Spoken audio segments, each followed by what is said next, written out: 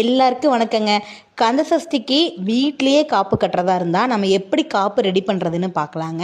இந்த மாதிரி வெள்ளை கலர் நூல் முப்புரி நூல் பார்த்திங்கன்னா நாட்டு மருந்து கடைகளில் அப்புறம் பூஜா ஸ்டோர்ஸில் எல்லா இடத்துலையுமே கிடைக்கும். இந்த மாதிரி நூல் வாங்கிக்கலாங்க. இந்த மாதிரி நூல் வாங்கி இதில் 5 பிரியாக எடுத்துக்கணும். அதாவது 5 இதாக எடுத்துட்டு அதை மஞ்சள் தடவி இதை யூஸ் பண்ணலாம். இல்லை நாங்கள் மஞ்சள் நூலாகவே வாங்கிக்கிறோம் அப்படின்னா அப்படியும் உனக்கு கிடைக்குது கடைகளில்.